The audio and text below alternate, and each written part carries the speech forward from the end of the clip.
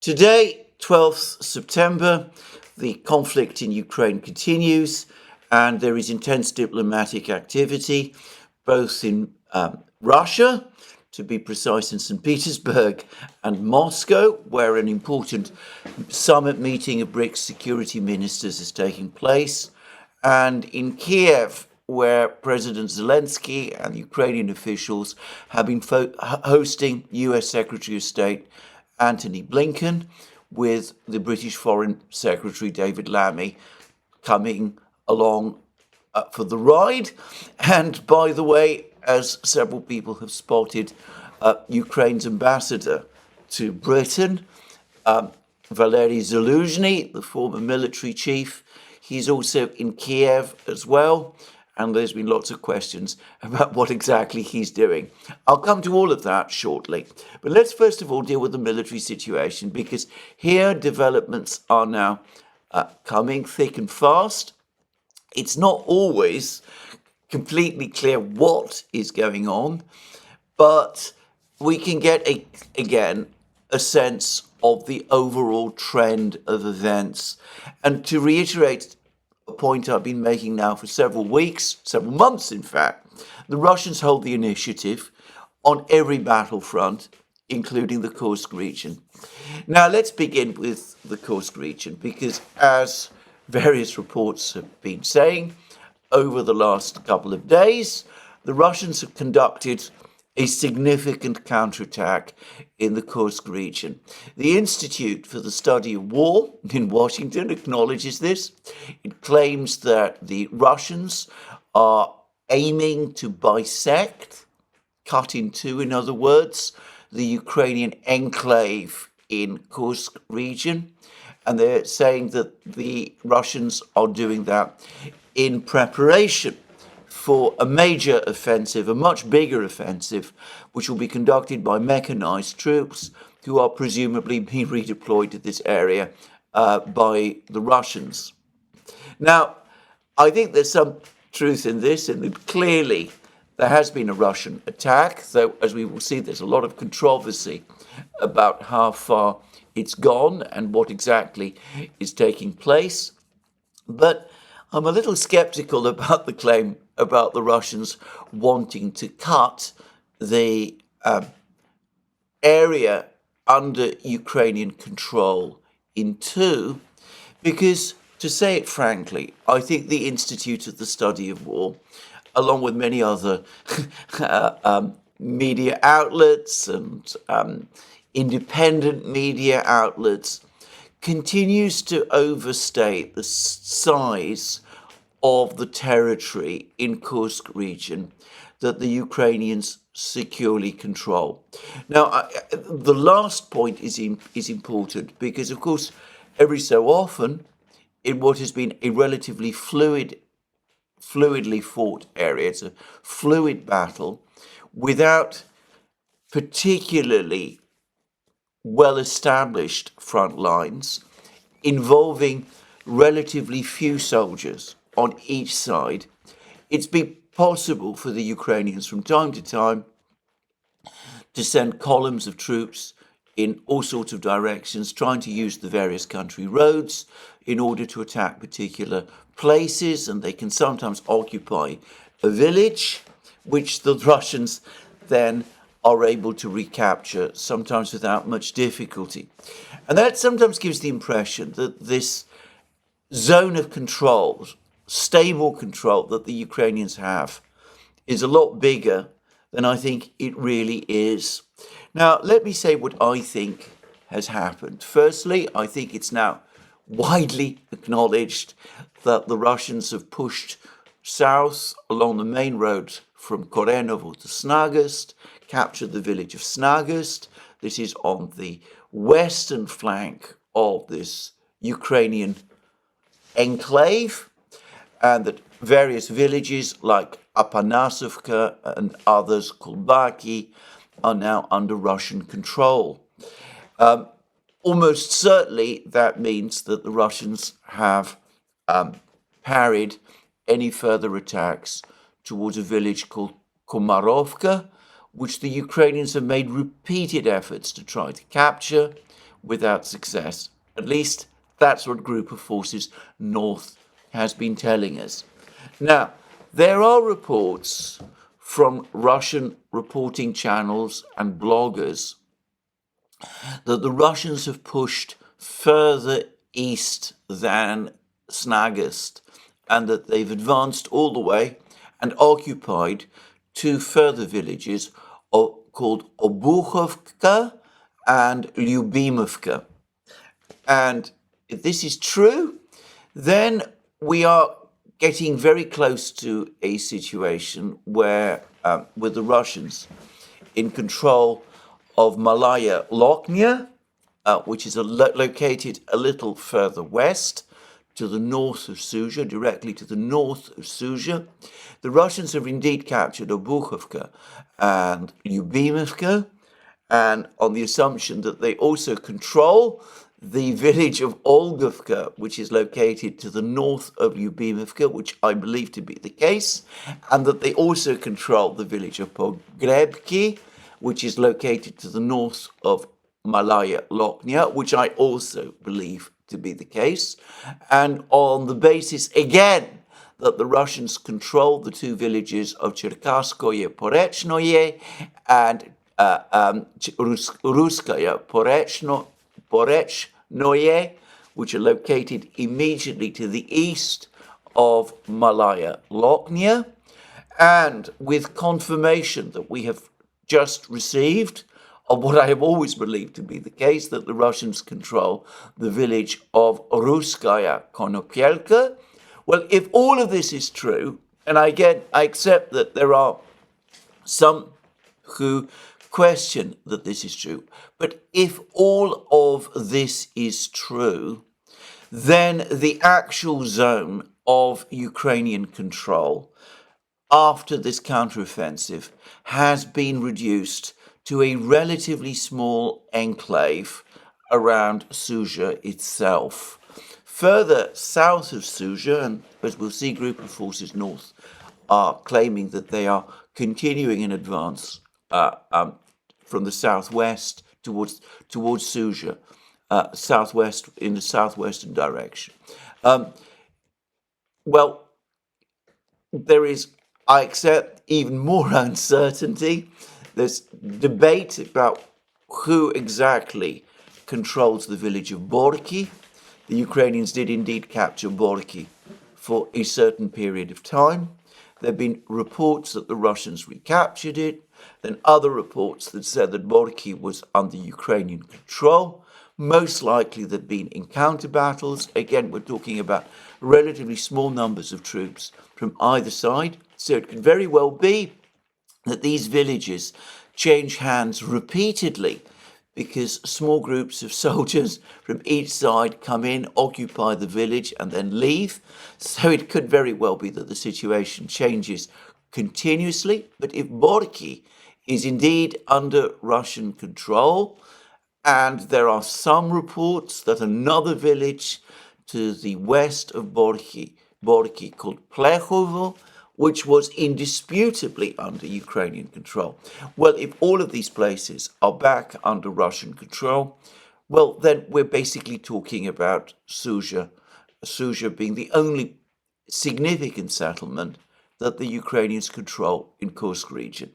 Now, I accept that this goes a lot further than many commentators will allow, and there may be uncertainty. It may be, for example, that the Russians have not reached Obuchovka and Lyubimovka, and it may be that other places, Borki, Plechovo, places like that, are still under Ukrainian control.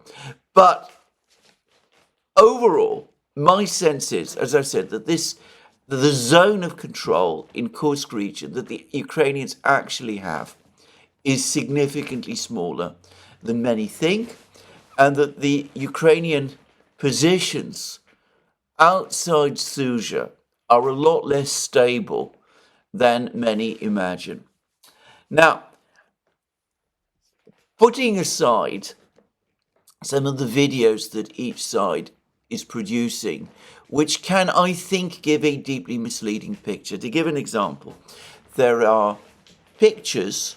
There's the Group of Forces North has released film of drone attacks on what appear to be Ukrainian positions in the western part of Obuchovka, and some are treating this as proof that there are Ukrainian soldiers still there, which may very well be true, by the way. But of course, again, we don't know when those pictures were made, and they might be pictures showing the Russian assault on Obuchovka, which led to the capture of the village. Just saying. But putting all that aside, it might be worthwhile anyway going to what the closest thing that we have to an authoritative source about the fighting in this area, which is the website of Group of Forces North, is telling us. Now, again, qualifications are needed. Group of Forces North give us its reports, give us their reports. Their reports are not 100% to be relied upon. They give a very, very Russian slant of the fighting in Kursk region. They omit situations when the Russians themselves are having problems, and their account of events is often extremely vague, and they've provided an explanation for this in a recent bulletin that they gave on their website, in which they said that it's important not to disclose too much about a general operation, what is actually going on, because that can assist the enemy and complicate the operation itself. But nonetheless, let's go to what Group of Forces North are saying, because after all, they're one of the two armies that are fighting here. They are more familiar with what is going on than anyone else. There are reporters, Russian reporters on the ground, principally from Redovka, that they have been very quiet over the last couple of hours, though for the record, Redovka did publish last night categorical statements that Obuchovka and Lyubimovka are indeed under Russian control. But as I said, that's Redovka. It's not an official statement from the Russian Defense Ministry or from Group of Forces North. But anyway, let's just see what Group of Forces North say. They say this: we continue to advance in the Korenovo section of the front. The enemy unsuccessfully tried to counterattack, suffered losses in the amount of 10 troops, and was thrown back. In addition, 9 Ukrainian soldiers were taken prisoner during the assault operations. So that doesn't tell us anything. It doesn't tell us whether Lyubimovka or Obuchovka are under Russian control. And then they say in the south of Suja district, and now they're talking about Borki and the areas around it, we continue to advance with heavy fighting and push the enemy towards the state border. In the course of intensive fighting, 50 enemy personnel and one armored personnel carrier were destroyed. So this is presumably in the area of Borki and Plechovo. And notice that the fighting here seems to have been particularly intense, and they're claiming that up to 50 enemy personnel were killed. And then we have a discussion of the event that has attracted perhaps the most attention. In the Glushovka district of Kursk, this is the area south of the Sime River. The Sime River was the river where the Ukrainians launched missile attacks using HIMARS missiles, allegedly, and one aerial, at least some aerial bombs dropped by Ukrainian aircraft, one of which was shot down, Sukhoi 27. Anyway, the Ukrainians were carrying out attacks on bridges along the Sime River. The Russians replaced the bridges with pontoon bridges. The expected Ukrainian offensive that many people had predicted failed to materialize. There's been lots of discussions, explanations about this. Some have claimed, I think entirely wrongly, that this attack by the Ukrainians was predicated on expectations that the Western powers would grant permission for Ukraine to conduct long-range missile strikes deep inside Russia. I don't think it has anything to do with it. I've discussed this in many programs. But anyway, returning to what Group of Forces North say. They say this: in Glushevka district of Kursk region, the enemy made attempts to break through the state border, involving up to 2 companies of personnel. That's around 200 men, which for this area, for the Kursk battlefields, is a significant force, on armoured vehicles with the support of 3 Leopard tanks from the areas of Obody and Pavlovka. These are villages in Ukraine, in Sumy region in Ukraine. The Russians do not identify what make of Leopard tanks we're talking about, but I'm going to make an assumption that by now Ukraine has probably run out of its Leopard 2s, and we're almost certainly talking about Leopard 1s, tanks, in other words, from the 1950s. And I've discussed in many places how these tanks are not comparable to the tanks that both the Russians and the Western powers use today. Anyway, it goes on to say, in 6 counterattacks, and it's very uncertain to me who's carried out these counterattacks. Is it the Ukrainians? Is it the Russians? Enemy losses amounted to up to 45 men and 13 armoured vehicles. So a significant number of armoured vehicles were destroyed, according to Group of Forces North. Now, they don't say what the outcome was. Did the Ukrainians cross the border, or didn't they? Are they still in Glushevka district, or have they been thrown back? There are lots of reports on the Russian side of the internet which claim that the Ukrainians were completely thrown back. And I think that is most likely true. But it's important to stress that Group of Forces North is not telling us one way or the other. And then they finish by saying that the total advance of Russian troops in Kursk region amounted to 3.5 kilometers.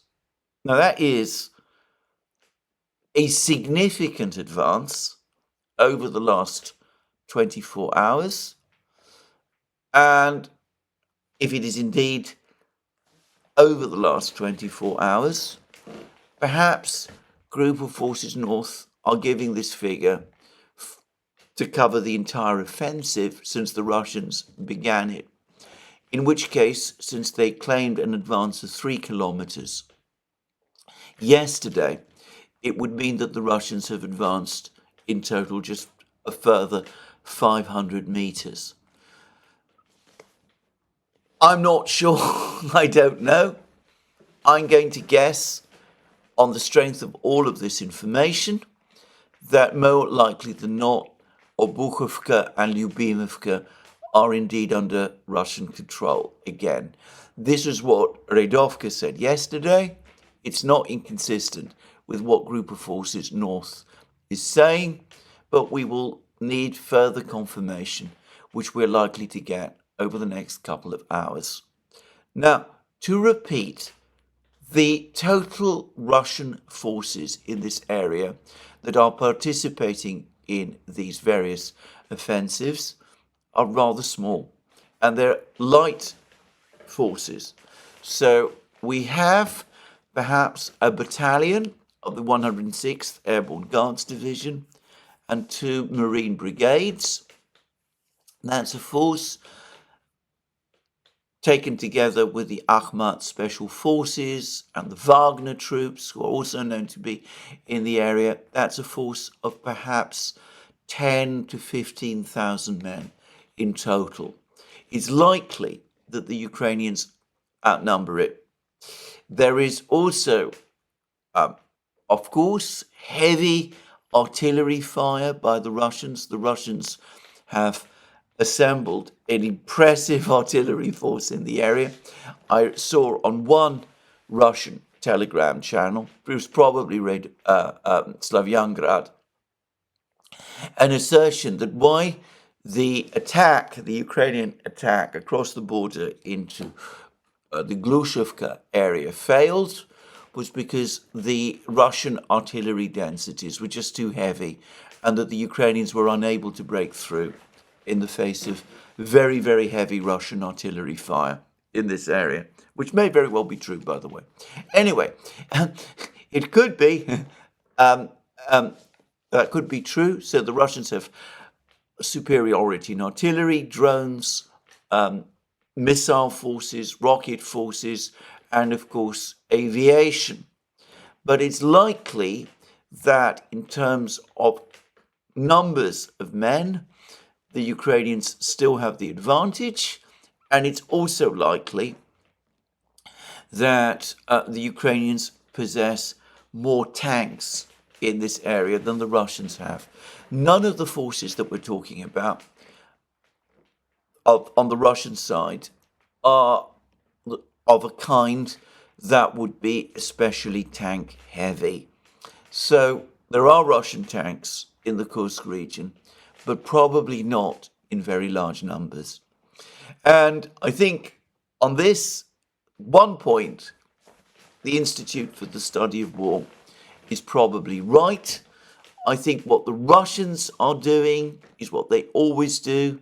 They are gradually reducing the size of the Ukrainian enclave, and probably sometime in the next few weeks, the Russian armored units that are now collecting in this area will be unleashed, and they will rumble down the road, probably from Kursk and perhaps from Malaya Lochnia, which remains securely under Russian control. In fact, the Ukrainians themselves published extensive a lengthy video of their troops operating near Malaya Lochnia, which confirms not only that the Russians control the village, but that they control a larger territory around the village than people had assumed, something which also makes me think that the Russians control Cherkasskaya Porechnoye and Ruskaya Porechnoye, just saying. And by the way, for the record, Russian reports, military reports of the Defense Ministry, imply that Martinovka is also still under Russian control, which would bring the Russians very close to Suja, indeed. Anyway, the point is that the Russians, if they were to start deploying armored forces to this area, probably, and they probably will before long, then we will see, I think, a situation where the Ukrainian enclave will start to collapse, and collapse fairly quickly. Now, yesterday, the Military Summary Channel made what I think is an entirely valid point, which is that since the enclave, which the Military Summary Channel believes is significantly bigger than I do, but which, as they correctly say, is still relatively small, given that the enclave is relatively small, information about these Russian advances is probably circulating at high speed amongst the various Ukrainian troops who are fighting in Kursk. And the nature of the topography, the fact that we're talking about a forested area, difficult country roads, the Russians still control the main highway to Kursk, the only really big road in this area. But we're talking about small country roads, lots of Russian drones operating, the fact that in a few weeks the autumn rains are going to start, the fact that the Russians are gradually closing in is going to be very unsettling for some of the Ukrainian troops, who will start to worry that there is a risk that they might be cut off. Having said that, it's an important thing to remember that the Ukrainians do seem to have concentrated some of their best military units to this area, and it's likely that these are better trained and troops with higher morale than, shall we say, the average of the Ukrainian army now.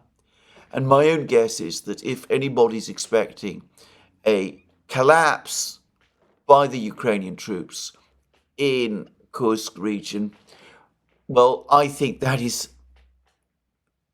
some time away, probably a long time away. I would have thought, on the contrary, more probably the Ukrainians will try to hold their positions. Whether they, of course, choose to retreat or not, that is a completely different matter. So anyway, that is my take of the situation in Kursk region.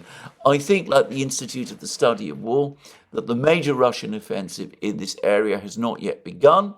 I'm going to make a guess that the Russians are going to wait for the autumn rains to start making the ground between the roads impassable, further complicating Ukrainian logistics, but that the objective of these latest Russian attacks is not to drive the Ukrainians out of Kursk region, but to confine them to a relatively small territory around Suja itself, in a semicircle of small villages which the Russians can fortify around Suja before the serious battle, the battle for Suja, begins sometime in October.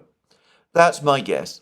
Anyway, let's move on. That's the situation in Kursk region. It attracts a huge amount of attention because this battle is taking place in pre-1990, in post-1991 Russia, pre-2014 Russia. Kursk, of course, has always been acknowledged to be a part of Russia.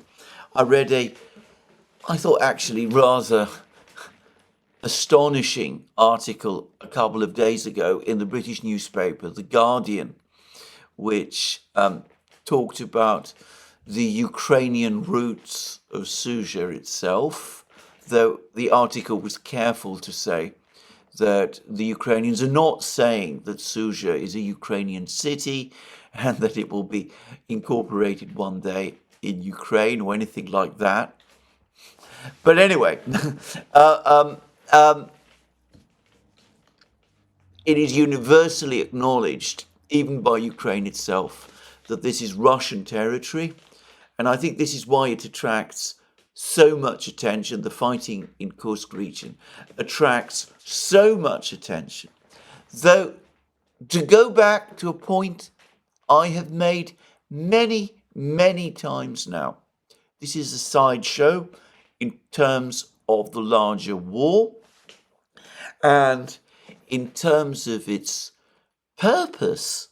This offensive essentially failed. This Ukrainian essentially failed in its first 5 days when the Ukrainians failed to capture the Kursk nuclear power plant, which Sergei Shoigu, the secretary of the Russian Security Council, the former defense minister, the man who has all the intelligence and all of the information, has now categorically stated was the Ukrainian objective. Something, by the way, which the Ukrainians themselves have never denied. Now, let's move on and discuss the situation in other places where it really matters. Now, there's been absolutely no information for about, well, certainly the last 24, 36 hours about what is going on around Vuhledar. Now, again, let me repeat the point I have made many times. When there is a complete silence about some battle area, it is not a sign that nothing is happening. It is almost certainly, in fact, a sign that the Russians are making significant progress in that area. The Russians have a policy set out by Group of Forces North a couple of days ago, and by the way, discussed by the then Russian Defense Minister Sergei Shoigu in the final days of the Battle of Avdiivka back in February. The Russians have a policy of maintaining a blanket silence when a particular battle is reaching its crisis point, especially when it looks to them as if they're about to win. Now, on the Ukrainian side, the fact that they're not publishing any particular information about a particular sector is also a sign that the Russians are making progress, because if the situation had stabilized, as the Ukrainians like to say, if they'd pushed the Russians back, as the Ukrainians also like to say, if they'd achieved great things with their FPV drones and their other drones, they would, on past practice, be telling us as much. Of course, I don't want to push this too far. Sometimes some parts of the battlefronts are indeed very quiet. We get many situations where there isn't very much going on in one location or another. Zaporozhye region at the moment is one such place. We've had occasional reports of Russian advances north of Rabotino, but nobody thinks that there's a great battle being fought out there. But this is most unlikely to be the case around Vuhledar. Vuhledar is a prime Russian objective. The Russians have just captured Vodyane. We've had reports that they're storming and may even have captured the two coal mines.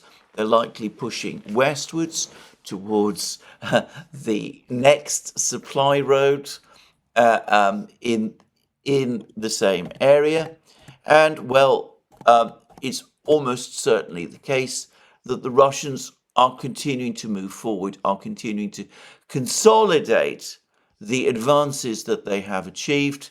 And it's likely, for example, that they're continuing to move towards the village of Bogoyavlenka, which is located to the north of Vuhledar and which is the forward supply base of the Ukrainians in this area. So there we are. So that's, it seems to me, most likely the case of what's going on around Vuhledar. And the fact, as I said, that we are hearing nothing from Vuhledar points, if anything, towards further Russian advances. But of course, that's an inference or a deduction, if you prefer. It's not a fact. I don't know, because I'm not there. Now, elsewhere, however, we are getting a lot of information, and this now takes us to the Ukrainsk and Pokrovsk area, where all sorts of things are taking place. And the first thing to say is that we now have some very dramatic pictures of Russian troops in Ukrainsk, close to the center, in fact, of Ukrainsk. And this picture, his most remarkable picture, is of a group of Ukrainian volunteers evacuating civilians from a part of Ukrainsk where fighting is taking place. And suddenly we see in the picture a Russian soldier in full battle gear appear. There is no actual immediate fighting going on in that area. The Russian soldier then starts to ask these Ukrainian volunteers, what are they doing? They explain that they are evacuating civilians, and the Russian soldier tells them to leave at once. He says that the fighting is about to start in that area and they should remove themselves immediately. This apparently attracted a certain amount of attention on both the Russian and Ukrainian internets. There's been much comment about the entirely proper and disciplined conduct of the Russian soldier. Some apparently expressing surprise about this. I'm not. I have always taken the view that the great majority of Russian soldiers operate under military discipline. That's not to say that all of them do. But anyway, in this instance, clearly, the Russian soldier behaved appropriately, and presumably he was acting under instructions, under orders from his local commander. But anyway, the point is that the Russians are well inside Ukrainsk, and it's now acknowledged also that they control the village of Lysivka, which is located to the east of Ukrainsk. I ought to say that very confusingly in this area there are two villages that are called Lysivka. There's Lysivka, which is located east of Ukrainsk, which the Russians are in full control of. There is now pictures of Russian soldiers raising flags in it. And then there is another Lysivka, which is located to the northwest of Novogrodivka, town that the Russians captured about 2 weeks ago. The Russians are in the process of storming this other Lysivka.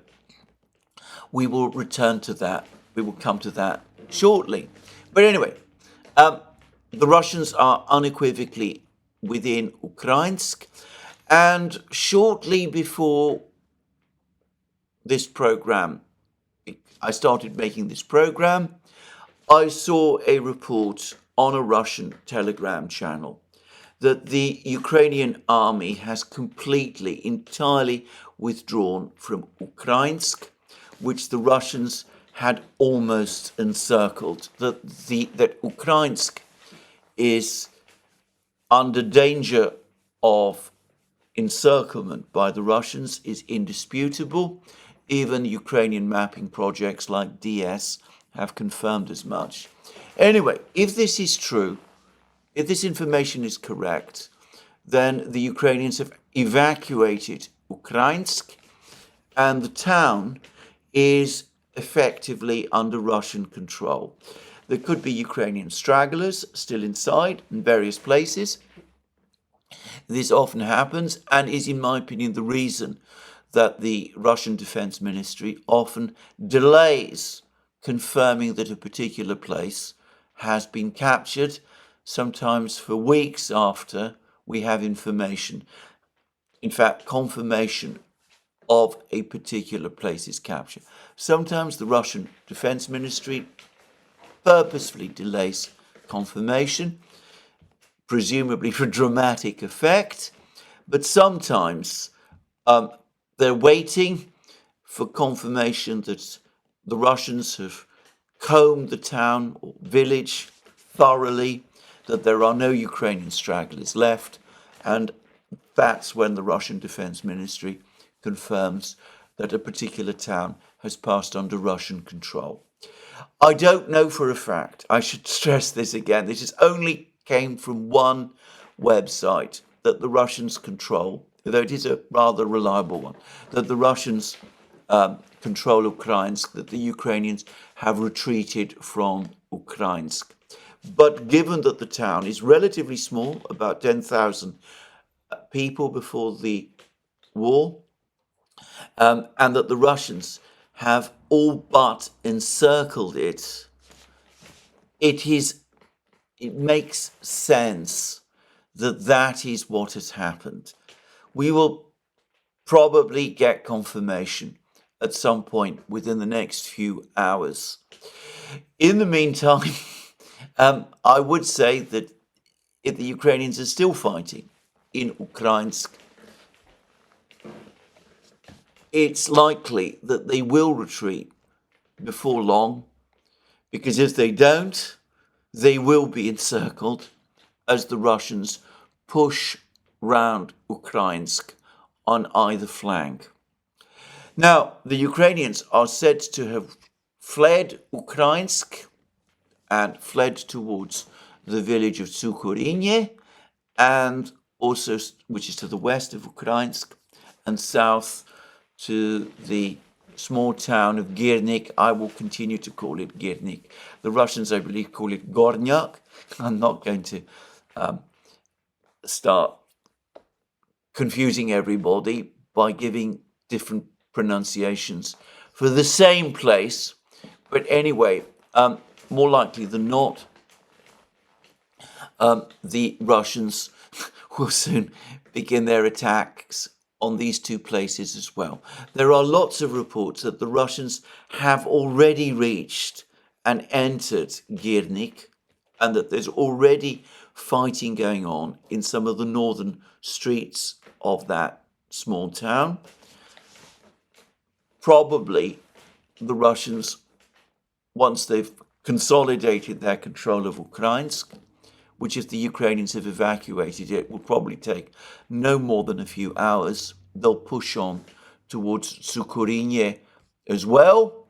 And once they've taken Sukurinye, according to Redovka, and I have no reason to disagree with them, that will put the Ukrainian troops in Selidovo, much bigger place, further north, population around 24,000 before the war. That will put the Ukrainians there in a very difficult position indeed. So the fighting in Ukrainsk likely to be ending fairly soon. The fighting in Girnik probably likely to end very soon. Massive battle, well, at least massive battle, an important battle has been taking place in Selidovo. The Russians and the Ukrainians have been exchanging control of particular streets inside the eastern part of Selidovo for some time. But with Ukrainsk captured, with Sukurinye likely captured fairly soon, and with the Russians advancing north of Selidovo, and we will come to that very shortly, it is likely that the Ukrainians will have to pull out of Selidovo as well, thereby securing for the Russians control of the main road, the E50 and M4 Road. It changes its name in various places, from Donetsk to Pokrovsk, sorting out their supply problems in this area. Anyway, there we go. That's the situation in the southern part of the battlefronts. There are reports that the Russians are now clearing the fields north of Krasnogorovka. This is the area where there were supposed to be Ukrainian troops stationed. My own sense, actually, is that the Ukrainians probably pulled their troops out of this area some time ago, probably when it became clear that the Russians were breaking through in the north, capturing places like Karlovka, Galitsinivka, and Memrik, and were about to capture Krasnogorovka. Capture these fields is important for the Russians for two reasons, in my opinion. Firstly, because it enables the Russians to occupy this territory, this large territory of open fields, which will then give them a stable and continuous front line in the area around Ukrainsk, Girnik, Kurachovka, and the rest. And also because it puts Donetsk, the city of Donetsk, once and for all out of range of most of Ukraine's artillery. It seems that the Ukrainians can still launch occasional missile strikes at Donetsk from Kurachovo itself, but then, of course, Kurachovo, the town immediately to the south of the Kurachovo reservoir, is now also at risk, with the Russians likely to capture Vuhledar south of Kurachovo fairly soon, advancing towards Kurachovo from Krasnogorovka, which they captured some days ago, and with the Russians now also immediately north of the reservoir,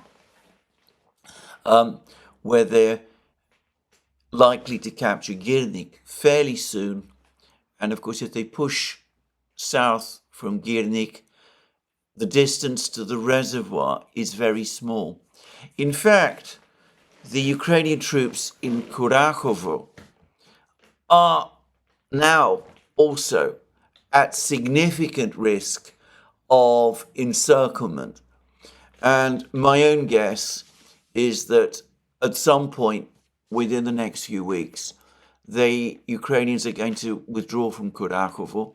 When Vuhledar falls, the Russians will probably advance. They will quite plausibly have already captured Bogoyavlenka by then. If the Russians do capture Bogoyavlenka and Novokrainka and Shakhtorsk, these three villages north and northwest of Vuhledar, then the Ukrainians, and also Velika Novosilka, the other village west of Prechystivka, where the Russians are said to be only 11 kilometers from it. If the Ukrainians are not careful, then the Russians can advance northwards from all of these places, cut the remaining road to Kurachovo from the west. So I think that the Ukrainians will want to retreat from Kurachovo well before that happens.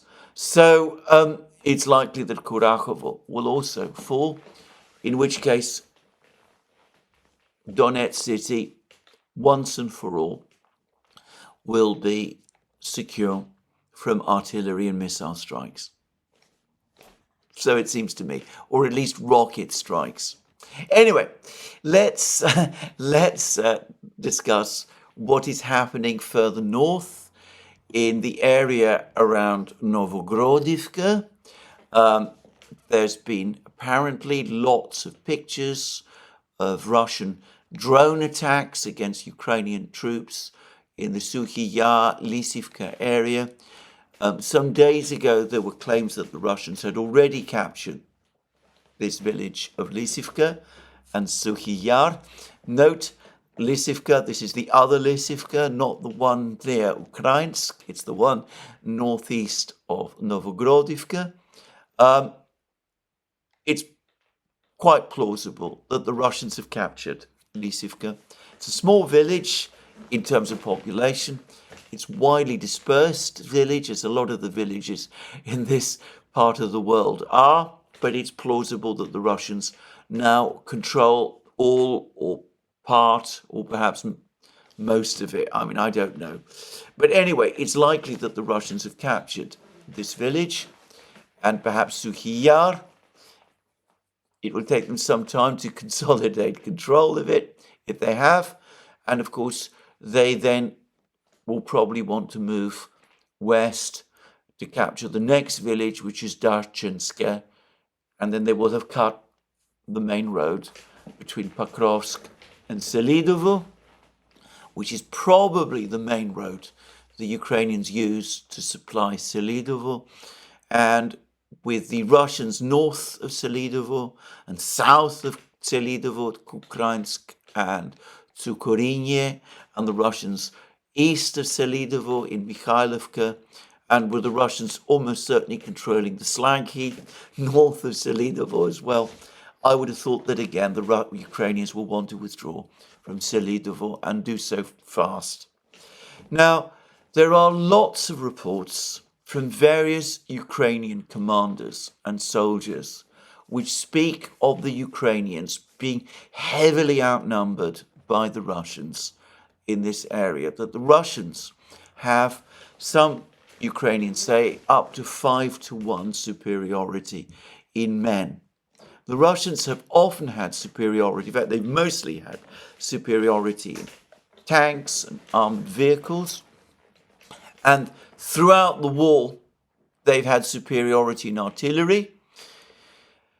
And of course, in aviation, though not always in drones. But now they have superiority in all of these things. And as CNN was telling us a few days ago, many of the Ukrainian troops who are trying to defend in this area are poorly trained and recently mobilized and demoralized, and many of them desert, and many of them want to get out of the army as soon as possible and cannot be relied upon to defend their positions. And this explains something about the nature of the battle in this area, because the Russians are able to attack places, several places at once, something they have not done previously over the period of the special military operation. So the Russian troops from Group of Forces Center, General Mordvichev's troops, are currently storming simultaneously Selidovo and Ukrainsk, and have entered Girnik, and are also occupying the village of Grodivka to the north, and according to many reports, have entered Lysivka and Suhy Yar. It's a tidal wave of Russian armor and infantry, which is gradually sweeping across the landscape. The Ukrainians are able to put up isolated resistance in some places, like they've been doing recently in Selidovo, for example, but they cannot stem the incoming tide. And as I've discussed in various programs, one of the most striking facts about the battle in this area, one of the reasons I believe why the Russians are moving forward so steadily and remorselessly in this whole area ever since Avdiivka was captured, is that General Mordvichev's troops, his Group of Forces Center, seems to be composed overwhelmingly of troops from Russia's regular army. These are motorized and mechanized infantry backed by tanks. They are, in other words, different from that medley of airborne troops, Marines, Wagner forces, Donbass militia, and Chechens, which fight so much, do so much of the fighting in other places.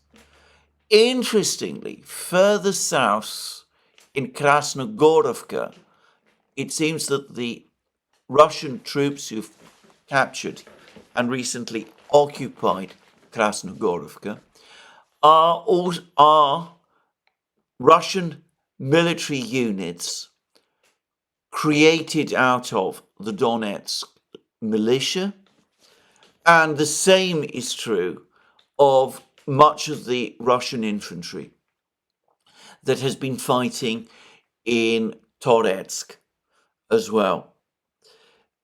My sense is that these troops, the former Donetsk militia troops, who have now, as I said, been retrained and re-equipped and reorganized as part of the regular Russian armed forces, are tough and tenacious fighters who come into their own in close combat, particularly in cities.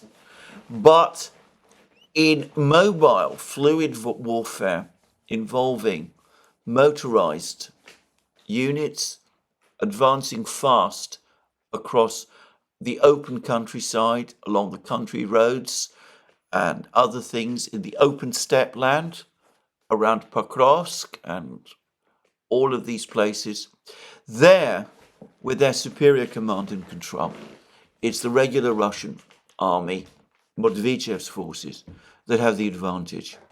Anyway, that sets, all of this, of course, sets the stage for the oncoming battle for Pokrovsk, which I'm going to put back a little, the date when it will begin, probably in late September. I think it depends a great deal on how quickly the Russians are able to wrap up the battle in Selidovo, immediately to the south of Pokrovsk. Anyway, there we are. That's the situation in that part of the battlefront. It looks as if Ukrainsk may have fallen. We'll just have to wait and see. Now, elsewhere, we've had less news. The Russians have apparently continued to advance deeper into Donetsk. There's no reports or discussions or information about what's going on in New York, whether the Ukrainians are still there in the phenol plant, as they claim, or whether the Russians control the phenol plant in New York, as they claim, whether the Ukrainians are in a cauldron, or whether the 12th Azov Brigade broke through to them, or whether that whole story was a fiction. Who's to say? But anyway, the fact is that the Russians continue to advance, apparently in Donetsk. There are some reports that they have also made further advances. In fact, I have no doubt they have made further advances in the area, not just in Chasiv Yar itself, but around Chasiv Yar also. And we have had some comments now from the Russians themselves about what's going on in the Zherebets Oskol River area. And our old friend Andrei Marochko, formerly of the Lugansk People's Republic, now I notice referred to by TASS as a military expert. He says that the situation in Makeyevka, which is located on the Zherebets River, has been almost resolved. The Russian armed forces, this is a quote from him, took full fire control of a settlement in the temporarily occupied part of Lugansk. In the course of intense liberation activities, our troops have improved their tactical position in Makeyevka, in the Lugansk People's Republic, allowing our army to take all Ukrainian militants' positions within the settlement under fire control. And Marochko told TASS that the Ukrainian Armed Forces Command began pulling military personnel and equipment from Makeyevka after Russian servicemen successfully crossed the Zherebets River, running in the settlement. So it looks as if Makeyevka is about to fall. This is according to Marochko. I don't see any reason to doubt this. And the Russians now clearly do have a bridgehead across the Zherebets River.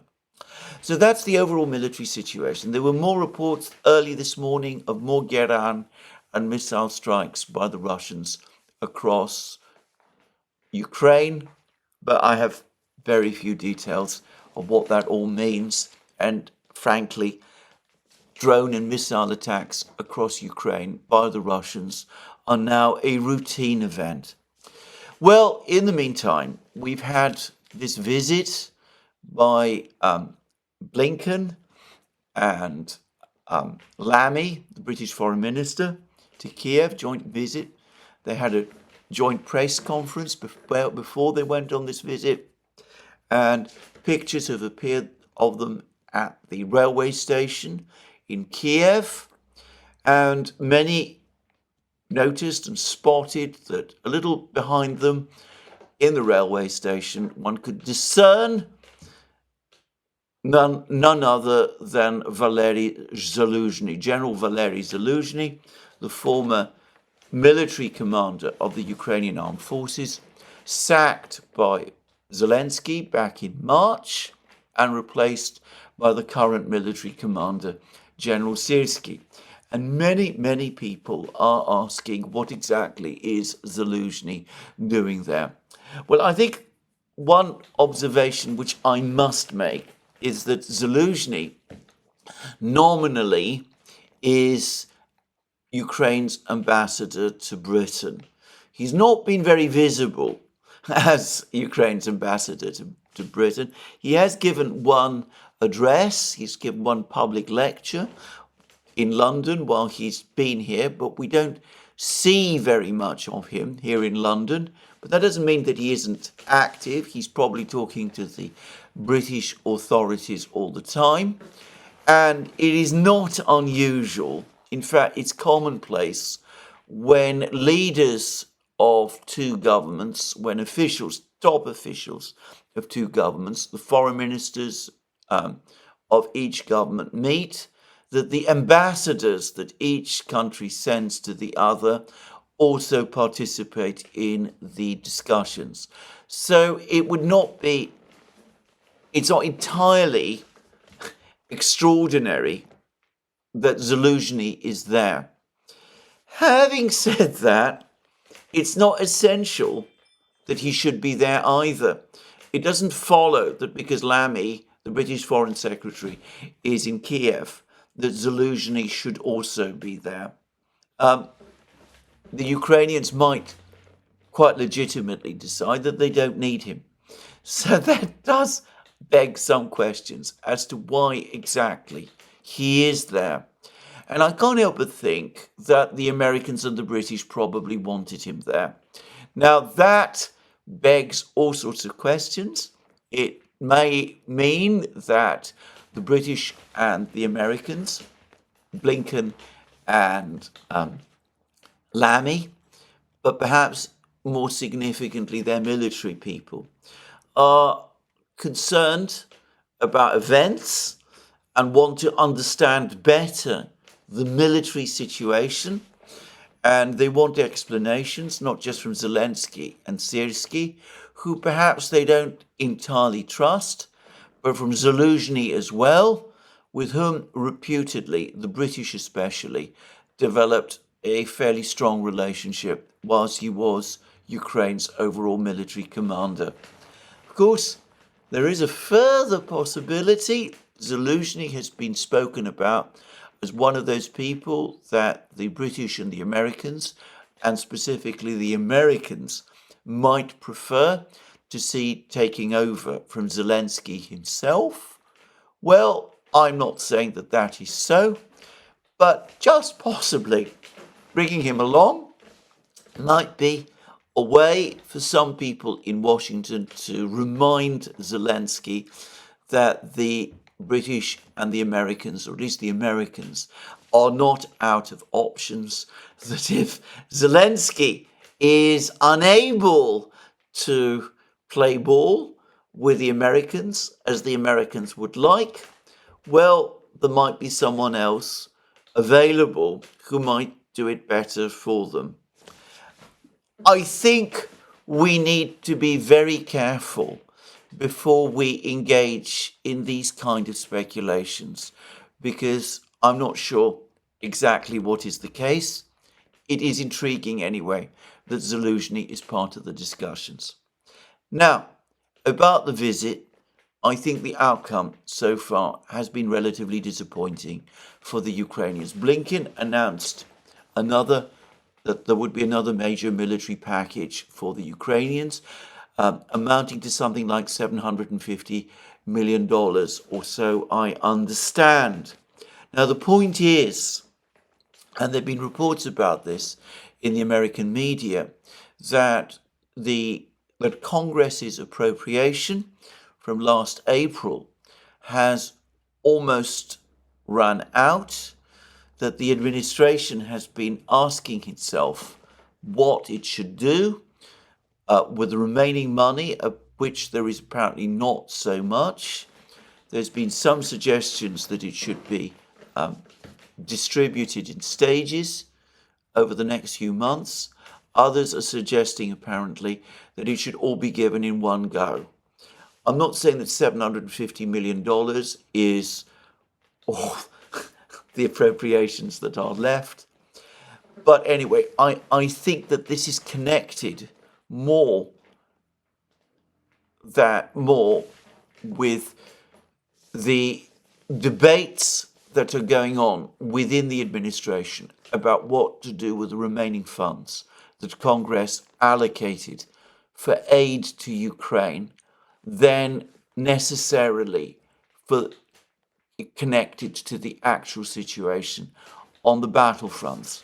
Anyway, it has enabled Blinken to come along to Kiev and say something positive to the Ukrainians, which they can take away with. Anyway, that was one thing. But other things, in other respects, there appear to be disappointments for the Ukrainians. Apparently, Zelensky has again been talking about his mysterious victory plan. He says that he's prepared it in detail and that he is expecting to present it to President Biden over the next couple of days when they're due to meet in Washington. But apparently the Americans have contradicted him and have said that there is no actual scheduled meeting between Zelensky and Biden. Quite plausibly, Zelensky will be meeting Biden at some point over the next couple of days. But it is interesting and strange that Zelensky's talking about a meeting which so far has not been formally scheduled. But then there is a much bigger intrigue about the situation with the deep strikes, the long-range missile strikes against Russia, which Zelensky and the Ukrainians have been lobbying so relentlessly for, getting the backing of their various friends in the media and in Congress. Now, there were expectations, there were many reports that, including reports from members of Congress, that Blinken and Lamy would announce in Kiev that Ukraine had been granted permission to conduct strikes, long-range strikes, deep inside Russia. But that, so far at least, has not happened. This is despite the fact that there's been a report in The Guardian, which I see has been, it hasn't been taken down, but it's been demoted in its importance, that the British government had already made a decision to allow deep missile strikes by Ukraine into Russia. But of course, the British have been keen on that idea ever since Prime Minister Starmer's government was formed back in July, and the objections have come not from the British, but from the Pentagon. So anyway, there's been no announcement of missile strikes deep inside Russia.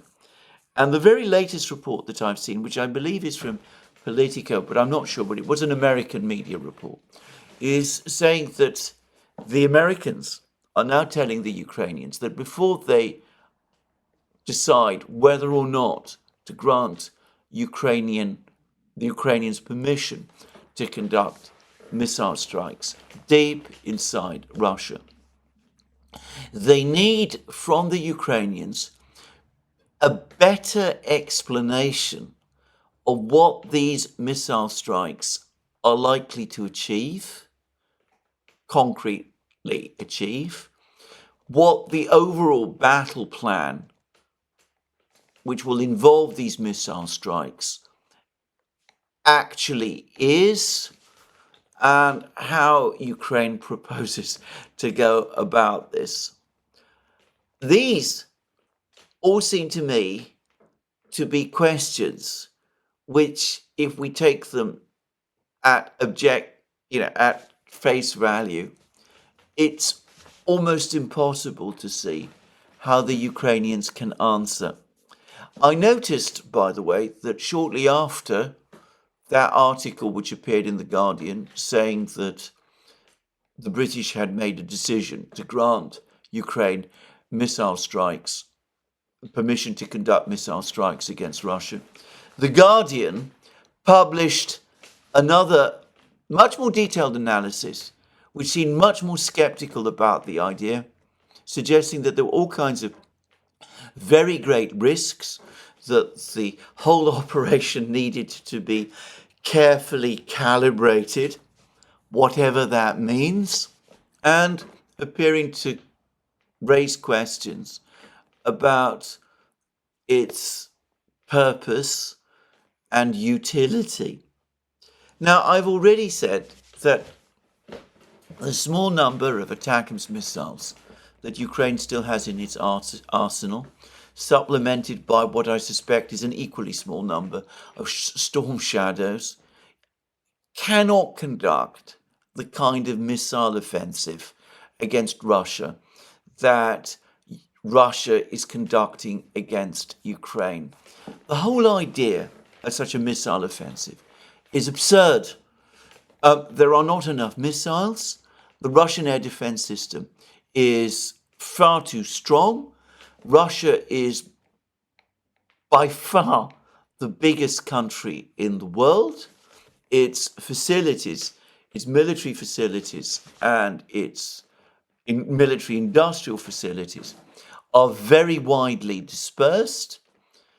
The idea that Ukraine can conduct an effective missile offensive against Russia is an absurd one.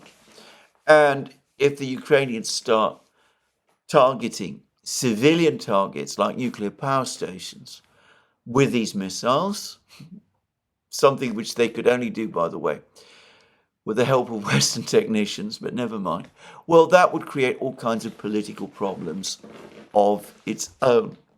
So, the key thing is that even The Guardian, which has advocated this, and which is close to the current British government, is now starting to express doubts.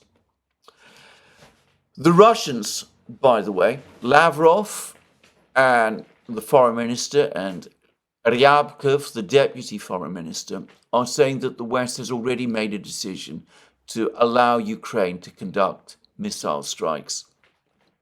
They have both said that Russia has the full capability both to deal with this and to respond. Ryabkov is talking about how the Russians see this game that the Western powers are playing of pretending that the decision to authorize the missile strikes has not been made when it actually has. All of these different articles that have been appearing in the Western media on this topic. Ryabkov says that this is all part of a game of psychological war against Russia to unsettle Russian society. And he says that the Russians will not fall for it and that they're prepared for it, and that if these missile strikes do occur, they will deal with it without flinching, and that it will not lead to the Russians altering their objectives or changing their approach in the war in Ukraine. And, well, I am not sure that the situation is quite as cut and dried as the Russians say. I think there are genuine doubts in the Pentagon and genuine pushback against this idea.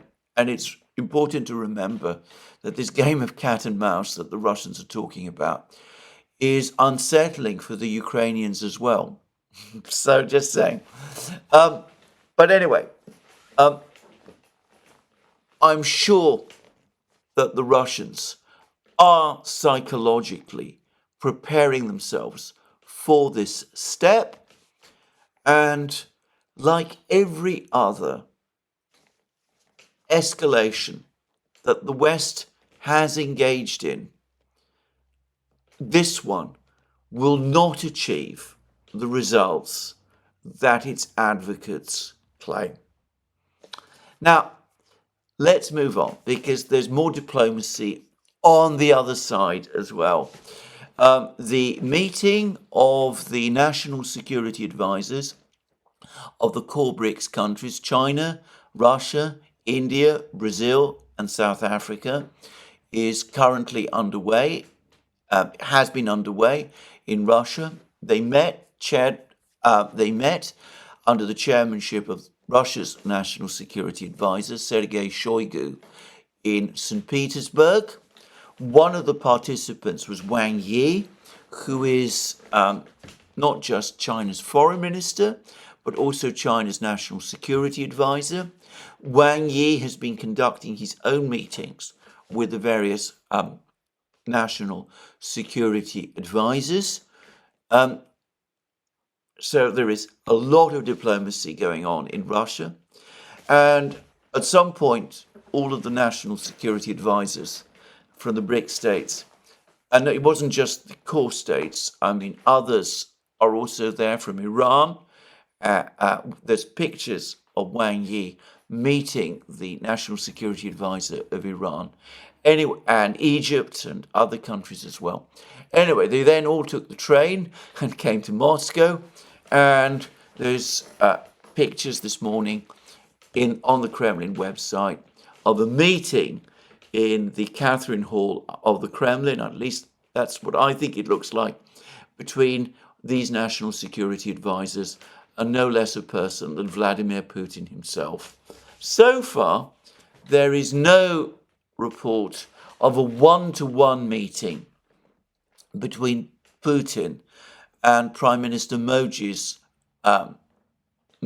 Prime Minister Modi of India's National Security Advisor, Ajit Doval. Though perhaps it's worth pointing out that meetings like this can happen, and they can happen in private without the Kremlin reporting them. And I'm going to guess that Putin will want to speak to Wang Yi, especially with Wang Yi now becoming very much a key figure in global diplomacy. Anyway, following on my recent discussions about the irritation that the Russians probably feel with the various attempts by the Indians and the Brazilians to pressure them to engage Ukraine in negotiations and a probable ceasefire at this time, in circumstances which the Russians don't feel are appropriate. I noticed that Sergei Lavrov, the Russian foreign minister, has now had a one-to-one meeting with President Lula's national security advisor.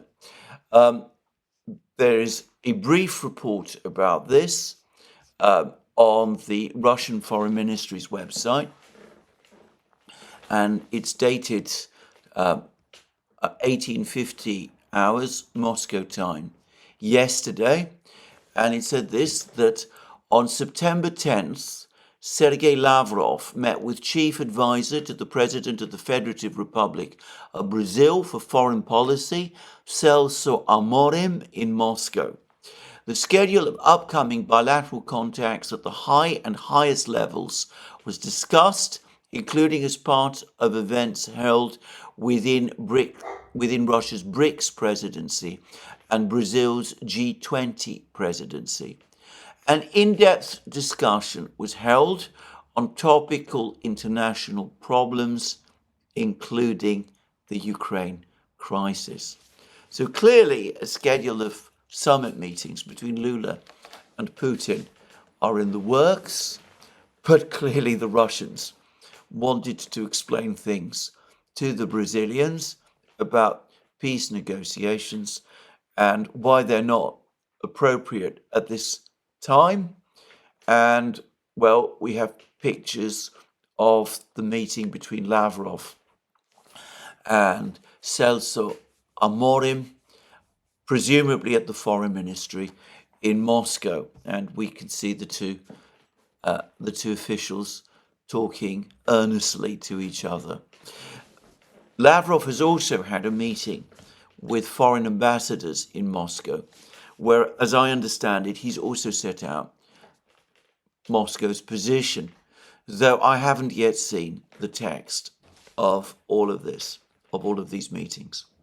So an awful lot of diplomacy going on each side, and it's no more than what one would expect when we're starting to look at the end game in a war.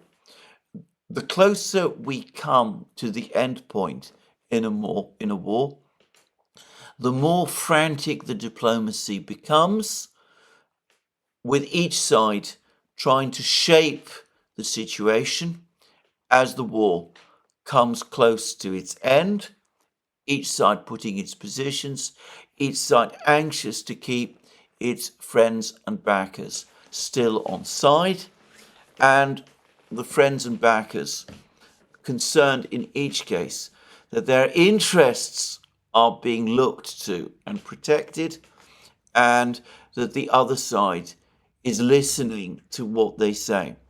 Now, in spite of the irritation that the Russians have expressed about the Brazilians and the Indians, I think that the meetings in Moscow between the Russians and the Brazilians and the others will be a lot smoother and easier and ahead of the BRICS summit meeting than the much, much more fraught and complicated and difficult meetings that are currently taking place in Kiev between the Anglo-Americans and the Ukrainians. After all, the Ukrainians are losing the war. And this is something that everybody on each side now clearly understands. And this is the point where I'm going to close with one very last observation. And it's the only observation I'm going to make about the debate, the presidential debate that took place in the United States the day before yesterday. Now, to my mind, like most of these debates, it produced far more heat than light. There's been a narrative created that the vice president, the Democratic nominee, won. It seemed to me that she was trolling the Republican nominee, Donald Trump, very aggressively. And he's a notoriously thin-skinned individual. And sometimes he reacted with obvious frustration to the trolling. But I don't myself believe that she landed any significant punch on Trump. And I don't think she clarified her own positions sufficiently in a way that would enable her to seal the deal with the American people or anything like that. For the record, on substantive points, I got the sense that Trump actually made the more significant ones. And one of the things he did say, he said, was, well, first of all, he refused to be drawn on whether or not he wanted Ukraine to win. That, it seems to me, is a ludicrous question now, given that everybody knows that the question is not whether Ukraine can win. The short answer is that it can't, but what the nature of the defeat that Ukraine is about to suffer is going to be. Will it be restricted to the Donbass, to the 4 regions, to the whole of eastern Ukraine, east of the Dnieper, or will the Russians move further, or will there be regime change? These are the questions in a real world that people should be asking. And the fact that Trump refused to be drawn on this issue shows that he is more connected to the real world, at least where the Ukrainian crisis is concerned, than was the Democratic challenger and his various critics. But anyway, the other point that he made, which I think is a much more valid one, is that he reminded everybody that Russia is a nuclear power and that this makes Russia a different sort of adversary from all of the other adversaries that the United States has come up against since the end of the Cold War. Now, this is not only a statement of fact and a statement of the obvious, but as Trump appeared to be trying to convey, it is the single most important fact about the entire Ukraine crisis, trying to cajole and beard and provoke and antagonize and irritate the Russians, try and launch deep strikes against them. All of this is beyond reckless, given the fact that Russia is indeed a nuclear superpower. And the casual way in which this whole topic was brushed off in the debate, not just by the Vice President, but by the moderators as well, frankly, leaves me gasping.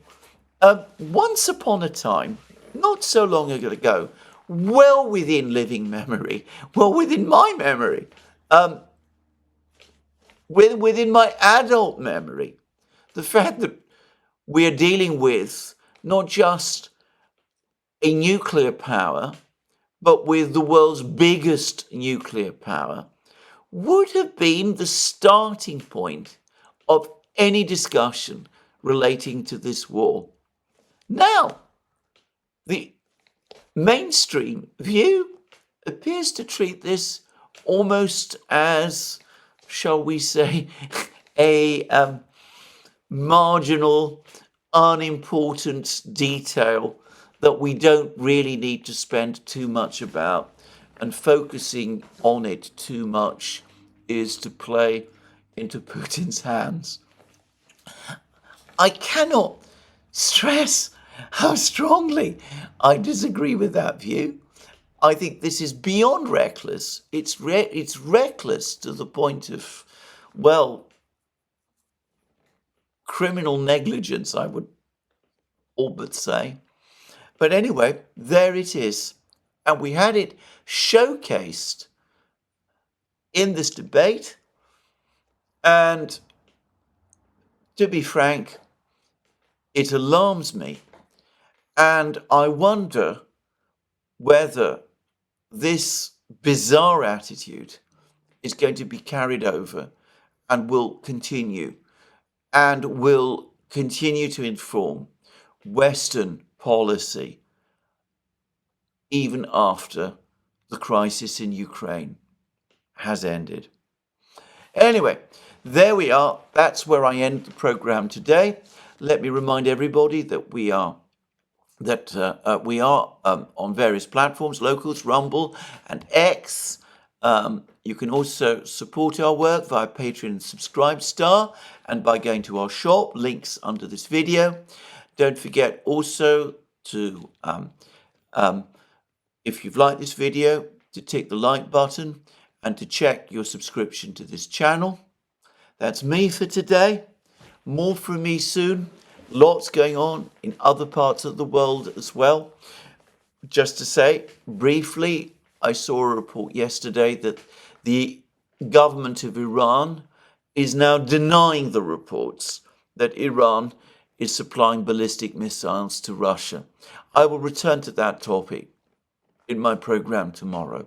But anyway, this is where I finish today's program.